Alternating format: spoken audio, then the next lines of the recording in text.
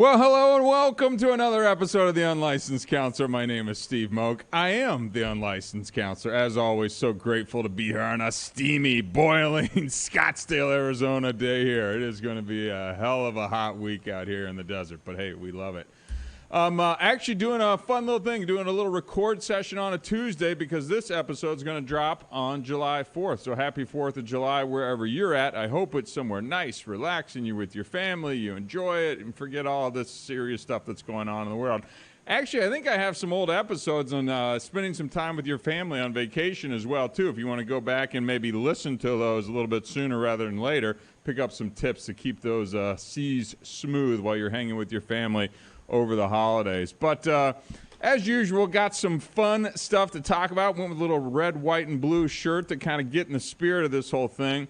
But I was listening to another podcast this week, and there was a throwaway line just in the podcast, and it was talking about how things are always hard in the beginning. And it really struck me as someone who has gone through personal stuff, whether it's drug and alcohol addiction and divorce. You know, more recently, it's on the business front and startups that I either consult with or businesses that I've personally helped grow. Like, I just find it's really easy to get down on yourself because it's just hard to get started. So that kind of struck me over the course of the last few days as I was thinking about this, and then started to do some show prep because obviously we're recording this a little bit earlier. So I want to bring this idea to you on why things feel so hard in the beginning, why it is hard to kind of get going, why it's hard to kind of, start a project, start a business, start an idea, personal improvement, goals, all that type of stuff. And then I want to talk about some ways that hopefully you can break through that hardness and get to the actual thing that you're trying to achieve as well, too. So, it's just been it's just weird. When I listen to a ton of podcasts, I don't even know if I listen to that much music anymore. It used to be like all music, and now it's all podcasts. But I hear these things, and sometimes there's just a thought or like a little line where I'm like, oh, wow, that actually really kind of resonated with me. And when that hits my ears, you know that I want to bring something to you as well, too. So before we dig into that, I do want to continue to say a big thank you to our friends over at ShareTech. If you need an at-home drug or alcohol screen, go to betterdrugtest.com. Order one of those. We'll ship it right to your front door. This is the industry leader in at-home drug and alcohol screens. You know me. I've been personally impacted by drug and alcohol addiction. I've been tested hundreds of times in my life. This is the drug test that me and my loved ones personally use. Go to betterdrugtest.com and pick up that drug test. Second plug, I always like to talk about the nonprofit work that I do. Go to thestopstartshere.org. This is the youth drug abuse prevention organization that I co-founded, where all we do, the one mission that we have, is youth drug abuse prevention, and that's only focused on social media. We want parents to follow. We want kids to follow. We've got a ton of new content that I'm just getting ready to release. So give us a follow at Hard Stop Official wherever you follow, all that stuff. Last thing, I always do like to plug the Unlicensed Counselor as well here, too. Give me a follow on Instagram where I put out a ton of content. Facebook as well, too. The YouTube channel is growing. What do we used to be at, like 10 or 11? I think we're maybe up to 40 or something now. So, hey, slowly but surely, 1,000-mile journey begins with a single step, as somebody older than me said. So give me a follow. And then also working on some speaking presentations where I'll be able to travel and come have myself out to speak, primarily on youth drug prevention or youth addiction kind of topics as well, too. So look forward to more coming down the pipe from me on that. But anyways, back to the topic at hand. So, in my first half of my career, I was in corporate sales roles. The good thing about working for big companies is you kind of get in, you get trained, they tell you what you do, you have your quotas, you kind of get going, and it's very clear what you have to get done. The second half of my career was involved in startups. I have built and have grown some of my own startups. I've consulted for some other startups. I still continue to have my own ideas and businesses that I continue to work on as well, too. Hopefully some that I'm not going to talk about till you actually kind of build some momentum around and see if there's actually a businesses there. Because, as somebody once told me, ideas are cheap, but execution is everything. I really do believe that, and I have a lot of ideas, but only certain ones kind of make it through to the actual, should we take a run at this phase? But even as somebody who's done this a couple times over, still haven't hit that home run or grand slam that we'd always like to hit. you learn a lot throughout the process. But one of the things that I do find, and I find it not just with myself, but with many others as well too, you kind of get an idea, you get a little bit of momentum, and then sometimes you feel like you get stuck. Whether it's you run into a wall, or you're just not sure, or it just feels hard, or you're just not ready to take the next step, or you're kind of paralyzed. And I've had that going on in my own life with some of the things that I'm working on, and I wanted to explore the reason why that is. So, let me just go through a list of some of the reasons why. And again, if you're working on a project, if you've got an idea, maybe it's personal goals, maybe it's weight loss, maybe it's business, maybe it's family, whatever it is, think about, why you may be stuck right now and why it's kind of hard to get that off the ground. And hopefully maybe one of these ideas will land with you, and then we'll give you some ways to hopefully get unstuck and get moving and working towards that goal as well too. And the first thing I had on this list of why it's hard to get started is just the fear of the unknown, right? Pretty straightforward. So new tasks can create anxiety and fear. You don't know what to expect. It just seems daunting. It's overwhelming. It's this big thing. You've got all these ideas kind of swirling in your head, and sometimes that just kind of gets you to stuck, right? You get that paralysis by analysis. You got all these ideas floating around your head, and you just kind of get in that, and you're just like, I don't know. I don't know what I need to do. I don't know what the next right thing is. You start, your mind kind of swirls a little bit, right? So that first thing I think that's pretty obvious is that fear of the unknown. And that's a big thing, right? You just don't know if you've got the next billion-dollar idea or if this thing's going to be a bust, and that can be a scary thing, right? So number two is whether or not you have the skills or knowledge. Do you lack the skills or knowledge to kind of execute on that idea as well too? So it often requires certain skills or knowledge, and if you don't have that learning curve or that barrier to entry can be challenging. I find this is often more blown up in your head than it really should be. What I find is that most problems are solvable if you get in there and break it down and just get going on this.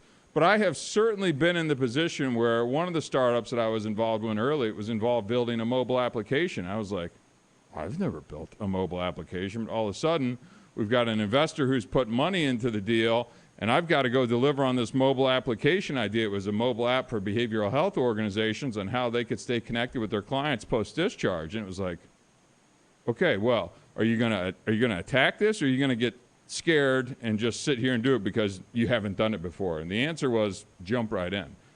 Shocker. That's my approach. And if you've listened to this podcast for more than an episode or two, I think you kind of get my wiring is kind of go all in and get into things. And that's what I did. And you know what? I delivered on it. It was an outstanding product that we built.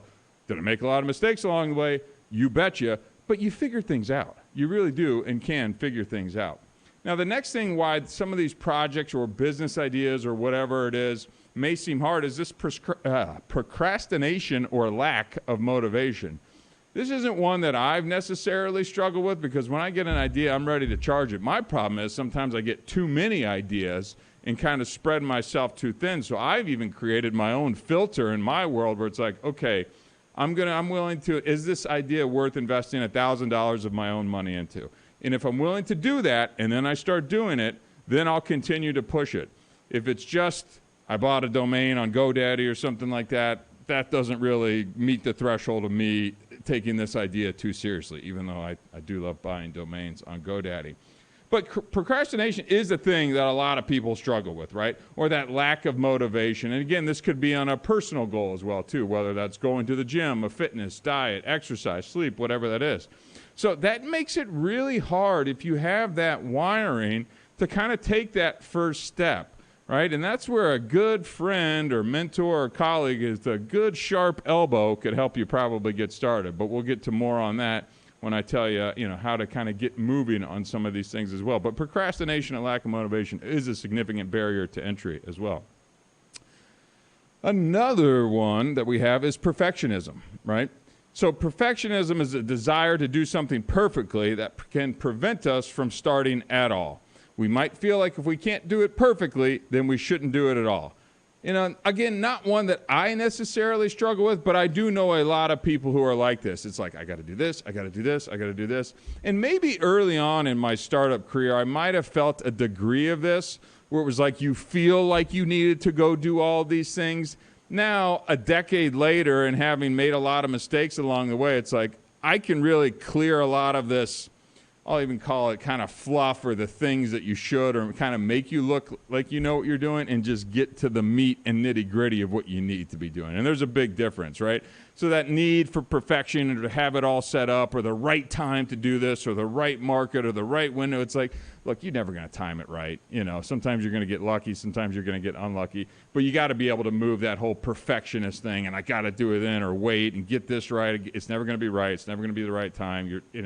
All those things are gone. And I'm just speaking as someone who's been there and done it pretty well, and then I've done it crappily as well too. So get that perfectionism kind of thought out of your process, out of your mind, if you're really serious about kind of getting something started. Now, here's one that I do personally resonate with, is overwhelmed, right? It's a real easy one and common one. The size or the complexity of the task can just feel insurmountable, right? You just kind of look at this thing and you've got this great idea and you're just like, where do I even start? Where do I even begin with this? How do I even tackle this? And the answer is, just what I said to open the show, 1,000-mile journey begins with a single step, right? And that, when you look at it from that perspective and you break things down a little bit more simply, that big mountain of thing that you want to do, that you probably can do, starts to become a little more achievable than just looking at this massive obstacle that you think that you can do. And I've always kind of envisioned it, when I've gotten into these startups, of just a giant boulder that I'm just trying to slowly turn just a little bit each and every day. And what do you know, before long, you're able to get that thing moving and build a little bit of momentum. Now, next on the list is the idea of the fear of failure. Now, I feel like you hear that term thrown around a lot, that fear of failure, fear of failure. It's a real thing. Like, it is a real thing. And the reason why it's a real thing is because once you get in there, maybe you've taken some investor money, maybe you've taken some family money, and you're out there doing it, like, stuff gets real quick. And there's no safety nets when you get into these things as well, too, whether it's a project or a business or whatever it is. And I hate to say it, but especially in the startup world, most of these things fail. I mean, most of these things lose money. Most of these things never get past the first year of their business. I want to say it's like 80-90% never make it past year one. They run out of money. Co-founders get into arguments. They, pivot and change the original idea into a different product, and all of a sudden, money's gone, and you're left there. Your ego's probably in tatters because you've technically failed. And that's a really, really hard, dark place to be in as well, too.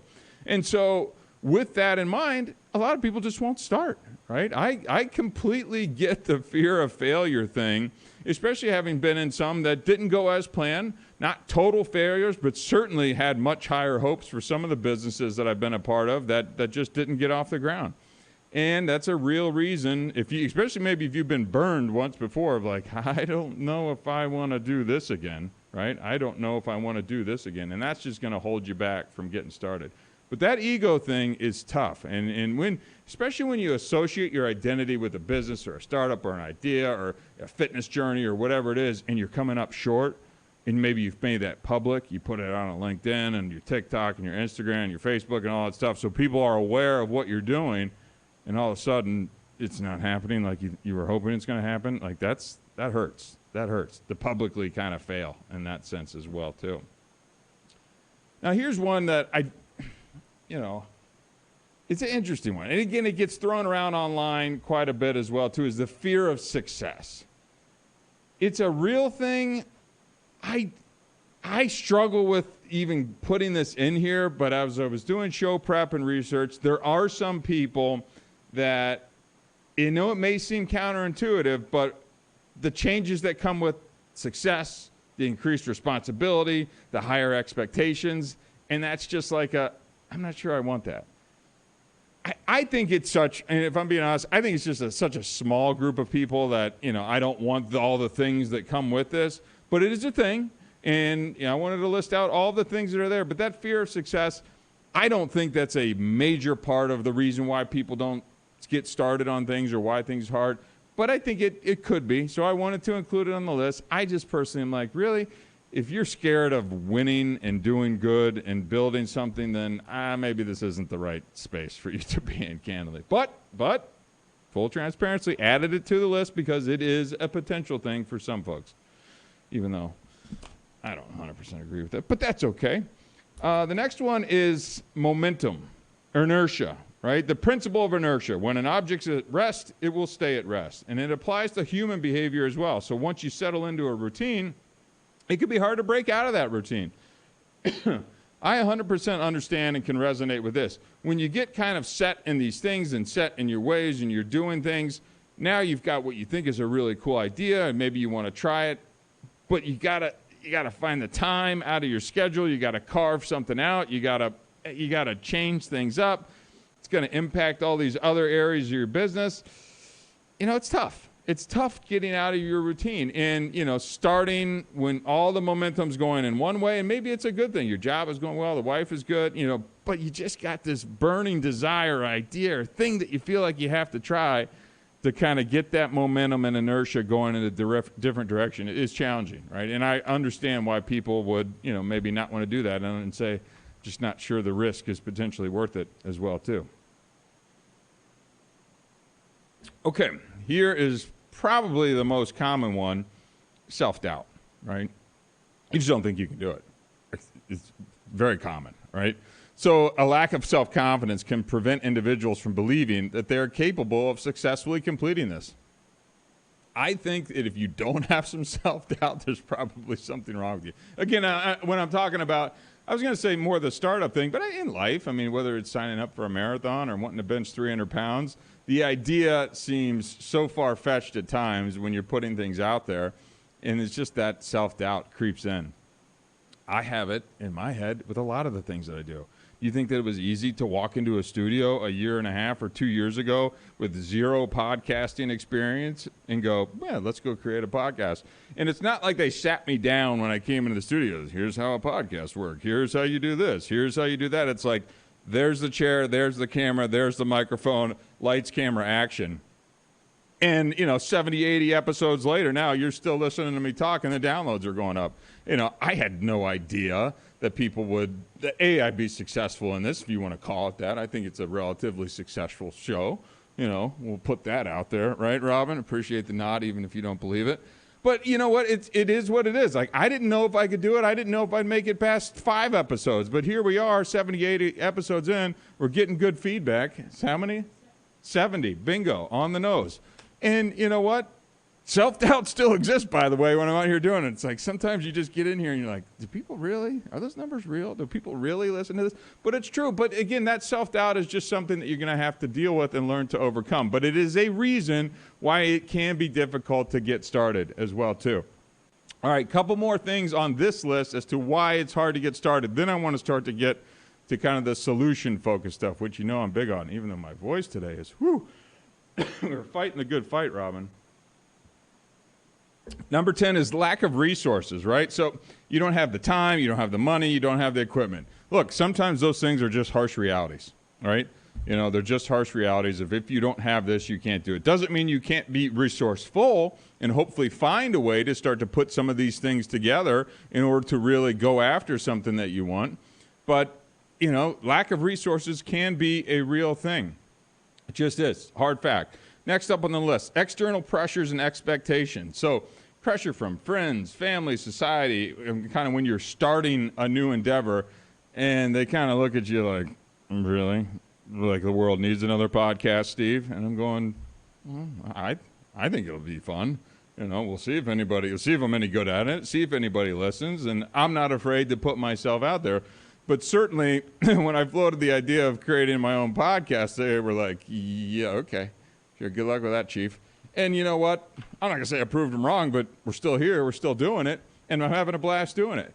But I understand that it is a big reason why people don't get started as well, too. I think this probably comes up in the entertainment industry as well, too, right? It's like, I want to be an actor. Okay, great. I want to be a stand-up. Good luck with that. And, people just kind of give you the polite, like, okay, sure. What about law school or that MBA you were talking about?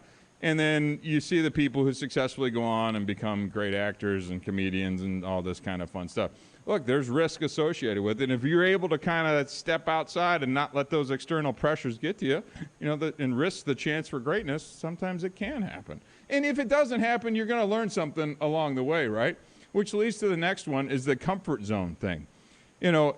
People prefer to stay in their own comfort zones where things are safe, where they're familiar. And it's hard to venture into these new areas and do things that you haven't done. And that is a tough thing, to break out of that comfort zone, to go out and start a podcast or start your own YouTube channel or go start a business or raise capital or go on a fitness goal, or run a marathon, bench 3, whatever the heck it is.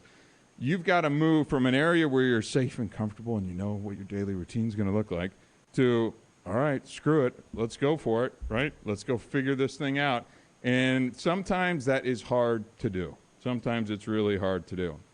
And last but not least, on why things are hard to get going, is sometimes you just lack the clear goals. You just don't know exactly where it is you need to go and how to get there.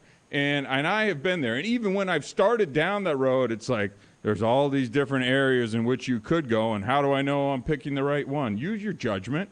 Go after it and see what happens. And don't be afraid of that fear of failure thing, right? But it can be hard to know where to start or where to take that first step. It just is. And there's no real great answer to do that other than to just get out there and try it, right? So that was my little rundown. Whew, boy, I really feel like I shot out of a cannon today coming in here talking about this. Well, that's where the good stuff comes from, I hope. So I've listed out why it's kind of hard to get started on some of these things, right? Now let's talk to, how do we overcome some of these initial difficulties? How do we build that momentum? How do we find that inertia? How do we kind of get ourselves propelled into whatever it is that we want to get started, right? The number one thing, and I even touched on this briefly, is break that task down, right? Don't look at the mountain. Look at just the single steps that you need to take to start to get there, right? Rome wasn't built in a day has never been a truer statement. You just got to start. I like to take the easiest stuff, right? Go buy the domain, start to look at how to put together a website and start to, put together a little outline of what it wants to look like. Ideas will start to kind of formulate in your head. Break it down into manageable steps. Focus on creating all these little small things and do the easy stuff first. Some people say do the hard stuff. I like to do the easy stuff because I like to build momentum, and all of a sudden I've got 10 out of the 20 things done just because I just kept going. And as you build that momentum, it starts to get a little bit easier, right? So break things down. Don't look at the monster task. Be like, all right. And look, I like to physically, you always see me pen in hand, paper. I write everything down. Write it down. Put a list together. List it out in order if you need to do it. Or write everything down and go through and number it. Cross them off. I love crossing things off my list when I get going. And it just makes it easier to get going, right? Next up on the list of how to break these things, how to overcome those initial difficulties, set some realistic goals, right? Set some, the business idea is going to be worth $1 billion in a couple months or even a couple years, right? Establish some achievable milestones that'll help give you the motivation that you can realistically hit along the way. Again, this can be running, exercise, this can be business, this can be family, this can be personal, whatever it is. Just set a goal that can be reached, so that when you reach it, you can feel like you've achieved that progress along the way too, right? Keep it simple, keep it very manageable, and just slowly build your way into whatever the task is that's leading to this much bigger thing, right? Number 3, seek some support, right? Seek out somebody who's done whatever it is you're trying to do. I hear this with stand-up comedy. I love stand-up comedy. I was listening to a stand-up comedy podcast on the way over here. And it's like those guys tell stories about the early days when they're doing open mics. They went from didn't know if they could even tell a joke to doing an open mic to finding another comic to getting some notes to kind of telling them about setup and punchline, and they just kind of brought people under their wing, and what do you know, 100 years later, or 50 years later, they've got this amazing career that's behind them. Little stuff like that. If it's in the startup world, Find somebody who's done it successfully and see if you can bring them on as a mentor, right? It doesn't have to be I don't want you to glom onto people, but if you can buy them a coffee, maybe every, once a month, you can check in with them. Here are my ideas. Is this the right way to do this? Is this the right way to do that? I'm unsure on this. And come prepared to those meetings with a list of questions that you can maybe ask them and get some feedback on very quickly so you can iterate and get to whatever it is, the problems that you need solved, right? Pretty straightforward. And the next to last thing I have is really embrace imperfection. You know what? Whatever it is, when you're going to get started doing something different, it's not going to go great all the time. When people ask me about doing a podcast, some episodes are better than others. And that's just the reality of what it is. And I know that. I'll wrap a show sometime and go, yeah, that wasn't my A game. It wasn't my A game, but it was still good. And there's still good information. I'm also very critical of myself, but I also understand that some things are going to be better than others, and I'm totally okay with that. I'm totally okay with that. It just is a part of what it is. It's a learning process. I am trying to focus on progress, not perfection. To all you, Bill Wilson friends out there, you might recognize that phrase from our little blue book, Hint, Hint, AA. Progress, not perfection. And honestly, I learned that in AA, and I just take it into all these other areas of my life as well, too. It's like, look, just start going. Sometimes you're going to make a ton of mistakes. Try and minimize those mistakes. Try and minimize expensive mistakes if you can as well, too. Learn along the way, but just keep going. Just wake up the next day and be like, all right, let's go try this again. And let's see what happened and make the next best decision that you have the ability to do. Last but not least, I had this sign in my bedroom in high school when I was growing up. Just do it, right? It was just the little Nike. It was like a black sign with the little Nike swoosh in like red, and it just said, just do it. And I remember that, and I still believe it to this day.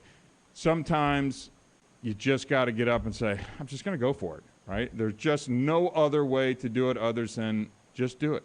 Just get up, go try whatever that is, go start that podcast, go get to that open mic, go walk into the gym and sit down and start doing some kind of exercise.